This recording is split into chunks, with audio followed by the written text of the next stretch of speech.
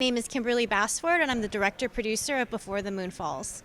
So, for those of us who are not very familiar with Sia, I'm so sorry, how do you say her last name? Figiel. Who are not familiar with Sia Figiel, can you give us a little bit of background for it? Sure. So Sia Figiel was a Samoan writer, poet. She was the first to really get published in the United States as a novelist, Samoan woman to get published in the United States as a novelist. And she writes from the perspective of young adolescent girls, which was really groundbreaking at the time that her books came out. What made her work stand out so much among other Samoan writers? Well, Pacific literature is fairly young as a genre, and the writers before her were all male, and they told their stories from a male perspective. So she was really the first Samoan woman to write from the perspective of young adolescent girls, and they're really at the bottom of society in Samoa. They're people whose voices are often silenced, and you don't hear their stories. So that was really revolutionary in the 1990s when she started writing about girls, and she really didn't shy away from some of the more challenging subjects, so things like abuse, violence that girls in Samoa were experiencing, as girls everywhere in the world. So really, in many ways, even though her stories are very rooted in Samoan culture, they're very universal.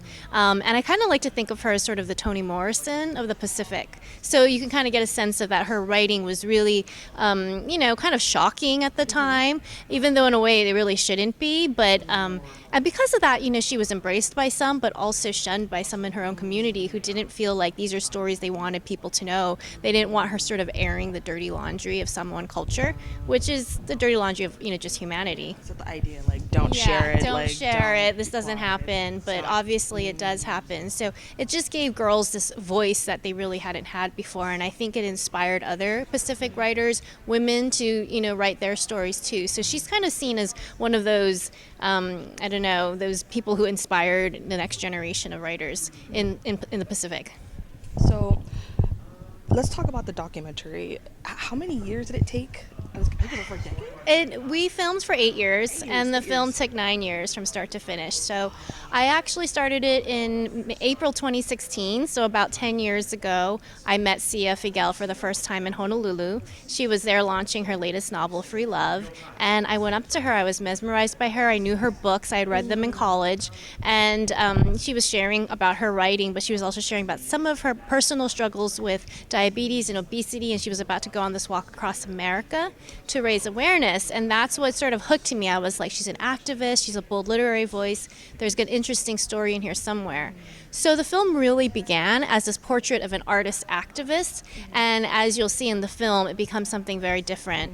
It really becomes more her very intimate struggle with mental health and trauma. So, when you first started the documentary, obviously you didn't know what was going to happen later Exactly. on with the murder and everything. So what was the original intent of the documentary? So the original intent was to follow this walk across America she was doing, which in itself is a huge feat, right? Like, who literally walks across America to raise awareness for your community? So that was supposed to be the arc, and then interweaving her writing and just showing she's not really known outside of her community, just kind of shining a light on her. And then after her walk, she did complete it, and afterwards we both felt like, well, I don't think that's a full film, let's continue filming. And then that's when she started sharing more about these personal struggles, and to me it became a bit more interesting, but of course I didn't know what would unfold over the next few years. So it really became more just like following this woman, ups and downs, really, just like life. So when it happened, how did you struggle with, should I just scrap the whole project, or is it exploitive if I keep going? Or did you have a different purpose, like, if I do share it, this is what's going to happen? Like, that probably pivotal moment for your decision to keep going with the documentary. Can you walk us through that one? So in May 2024, we were at a fine cut, which is a pretty advanced cut of the film. We had a film that I thought had a very hopeful ending, and then 2 months later I got the news that she had been arrested in Samoa.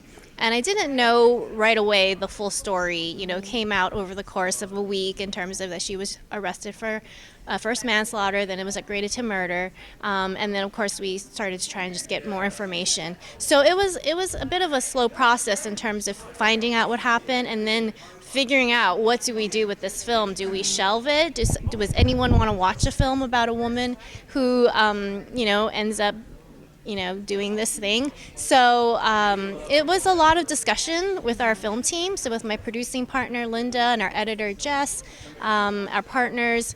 But ultimately we decided to continue because I did feel strongly that what happened had a strong it was, effect of her mental health, the complexity of mental health, and I thought that was an important story to tell.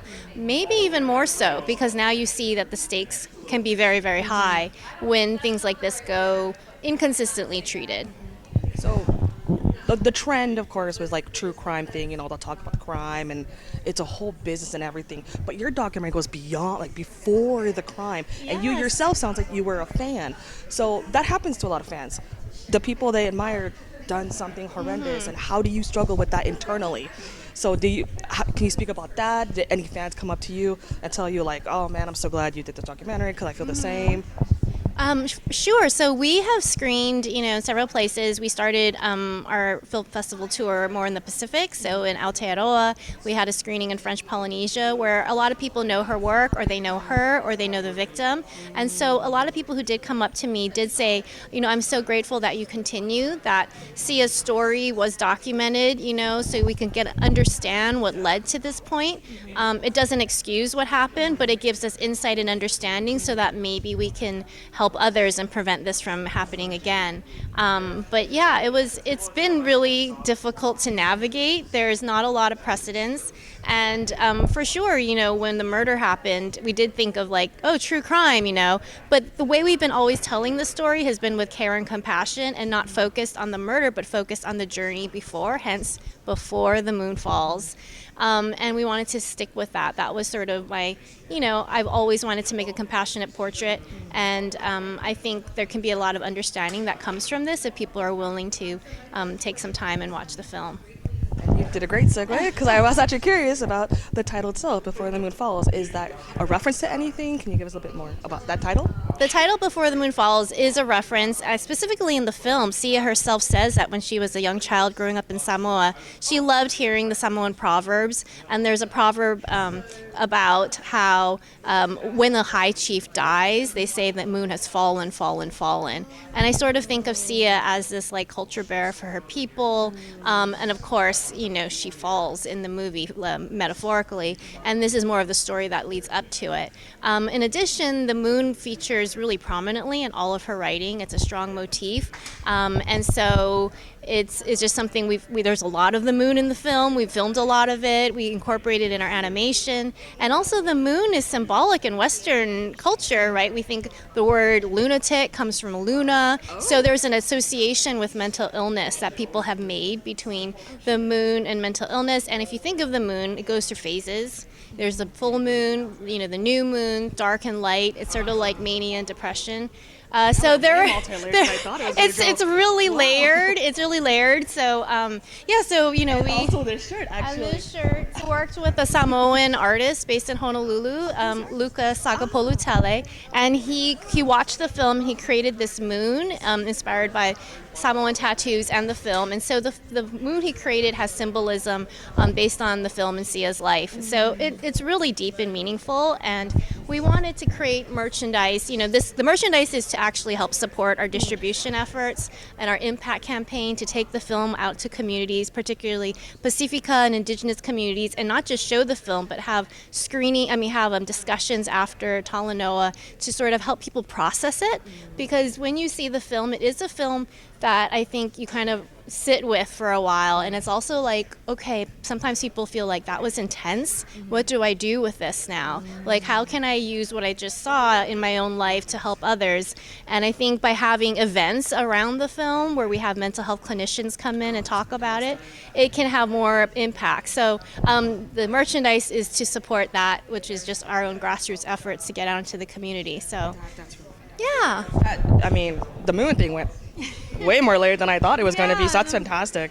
The film is all about layers. So it's a hard watch in many ways, but I think it's I don't know. I think it's pretty profound in some ways as well. No, I think it's amazing. Unfortunately, I haven't seen it yet, but I've been curious about it. Yes. And then actually kind of leads me to my next question is, people in Samoa know who she is, but people in the mainland don't know who she is. So what have you seen the difference between the audience on their reactions to to the documentary? I think in the Pacific, it's challenging because these are small communities where a lot of people are related to each other and know each other. So people often have some kind of tie either to Sia or to Sina, the victim, and so that makes the story much maybe more personal, kind of difficult, especially those who love Sina. And we do try and recognize her in the film, and she is in the film because we filmed with them together actually years before the murder. So that makes it hard, whereas audiences who maybe don't know them, it's just like a story they see on the screen, so it feels maybe less, I don't know, difficult for them.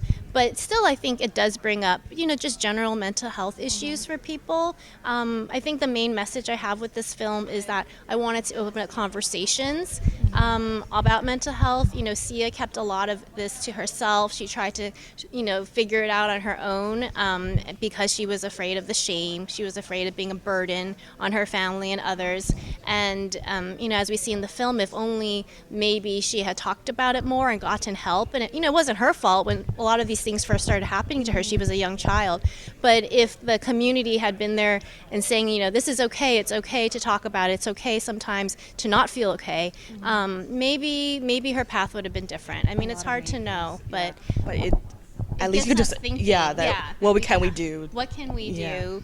What solutions can we come up with as a community? Because we tend to think of mental health as an individual's problem. Oh, that person has an illness or whatever. But there's a ripple effect, which you really see in the film. What happened to her mom affects her. What happens to Sia affects her kids, her family, and of course it resulted in the end of life for somebody who is dear to her. So you really see that mental health is not just about one person. It's about all of us pitching in and trying to be more supportive of each other.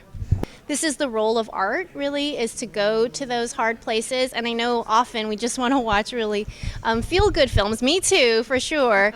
But, every now and then I think if we're willing to, sit in somebody's shoes and watch a story that's hard, that's messy, that's really human, hopefully it can help us figure out, how do we all live better together on this planet.